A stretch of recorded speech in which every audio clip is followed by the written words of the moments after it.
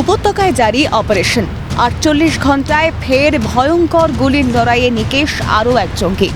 বৃহস্পতিবার দক্ষিণ কাশ্মীরের ত্রাল এলাকায় পুলিশ ও সেনার যৌথ অভিযান চালানোর সময় ভয়ঙ্কর গুলির লড়াই। সোপিয়ানের এনকাউন্টারে ৩ জঙ্গির নিকেশের পর এটা দ্বিতীয় এনকাউন্টার, খতম আরও এক জঙ্গি। পুলিশ সূত্রে খবর, ত্রাল এলাকায় সন্ত্রাসবাদী সংগঠন জৈশ-ই মোহাম্মদের সঙ্গে যুক্ত ২ থেকে ৩ জন গা ঢাকা দিয়েছে। বৃহস্পতিবার সকালে শেষ পাওয়া খবর পর্যন্ত পুলিশ ও সেনা জঙ্গির লড়াই জারি ছিল। পাইন গাছে ঘেরা ঘন সবুজ কেল্লারের জঙ্গল।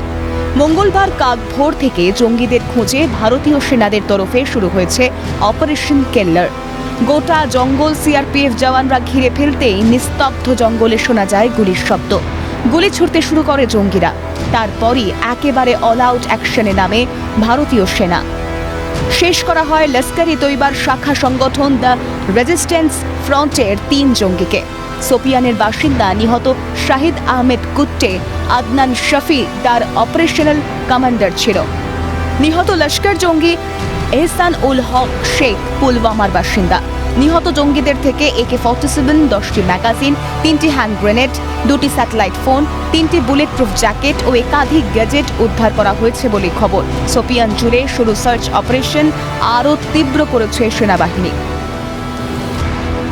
অপারেশন কেল্লারে একের পর এক জঙ্গি নিকেশের পর যে ছবি সামনে এসেছে তাতে খবর, নিকেশ হওয়া জঙ্গিরা সকলেই ভূস্বর্গের বাসিন্দা। সেনাদের অনুমান, শুধুমাত্র দক্ষিণ কাশ্মীরেই নাকি গা ঢাকা দিয়ে রয়েছে ৫০-এরও বেশি জঙ্গি।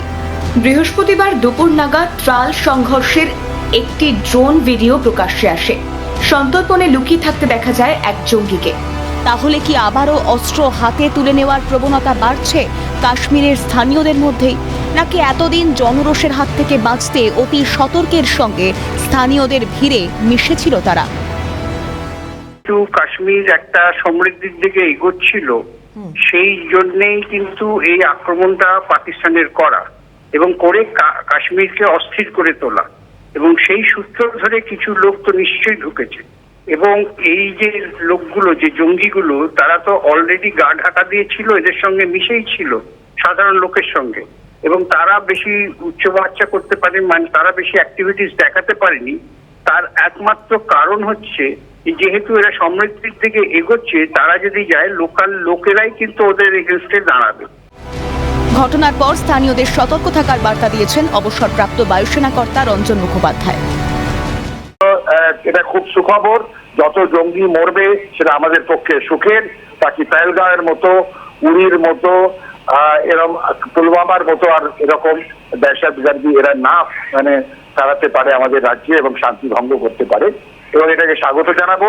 প্রত্যেকটা নাগরিকের উচিত কোন রকমের সন্দিগ্ধ গতিবিধি দেখলে সেটা জানানো প্রশাসনকে, তার মাধ্যমে এদেরকে একদম আমূলে নির্মূল করা। অপারেশন কেল্লারে নিকেশ তৃতীয় লস্কর জঙ্গি এহসান উল হক শেখ পুলওয়ামার বাসিন্দা। ২৬শে এপ্রিল শাহিদ আহমেদ কুট্টের সোপিয়ানের ছোটি পাড়ার বাড়ি ধূলিসাৎ হয়ে যায়। মঙ্গলবার এনকাউন্টারের পর সার্চ অপারেশন আরও জোরালো করে নিরাপত্তা বাহিনী। ক্যালকাটা নিউজ।